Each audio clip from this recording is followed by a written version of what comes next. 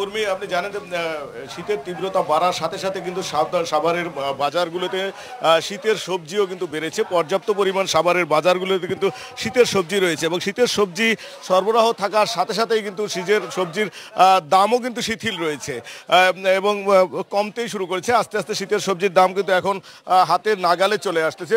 যেমন পেঁয়াজ, আলু এগুলোর দাম যে বাড়তি ছিল সেগুলো কিন্তু আজকে দাম কমেছে, কিন্তু দাম কমলে এরই মধ্যে বেড়ে গিয়েছে মুরগির দাম। ব্রয়লার মুরগি কিন্তু আজকে যেই মুরগি গত সপ্তাহে ছিল 175 টাকা কেজি দরে, সেই মুরগি কিন্তু আজকে বিক্রি হচ্ছে 190 টাকা কেজি দরে। এবং সোনালী মুরগি যেটা গত সপ্তাহে ছিল 280 টাকা, সেটা কিন্তু আজকে 290 টাকা কেজি দরে বিক্রি হচ্ছে।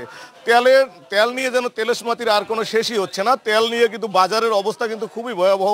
আজকেও পর্যন্ত আমরা দেখেছি যে সাভারের বাজারে কিন্তু তেমন একটি বোতলজাতের তেল রয়েছে, এটি পাওয়া যায় না। সেই ক্ষেত্রে আমরা কিন্তু বিক্রেতাদের সাথে কথা বলেছি যে তেল না পাওয়ার কারণ হিসেবে কি রয়েছে। যেহেতু বাড়তি দামে তেল বাজারে এসেছে, তারপরেও তেল না পাওয়ার কারণ জানতে চাইলে ব্যবসায়ীরা যেমন বলছেন যে প্রতিটি কোম্পানি তেলের সাথে পোলার চাল থেকে শুরু করে যেই মালগুলোর বাজারে অতটা চাহিদা, সেই মালগুলো তাদের তেলের সাথে বেঁধে দেওয়ার কারণে কিন্তু তারা তেল সরবরাহ করতেছেন না।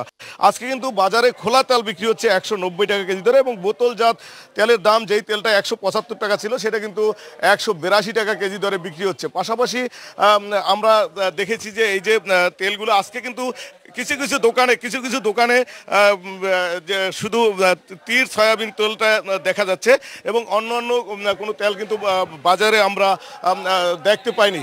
এবং মাছের দাম যদি বলি, তাহলে মাছের দাম কিন্তু মোটামুটি শিথিল রয়েছে এবং মাংসের দামও শিথিল রয়েছে। শুধু বাড়তি রয়েছে ব্রয়লার মুরগির দাম। তো এই ছিল আমার কাছে সাভারের বাজার থেকে এখনকার মতো সর্বশেষ তথ্য। উর্মি।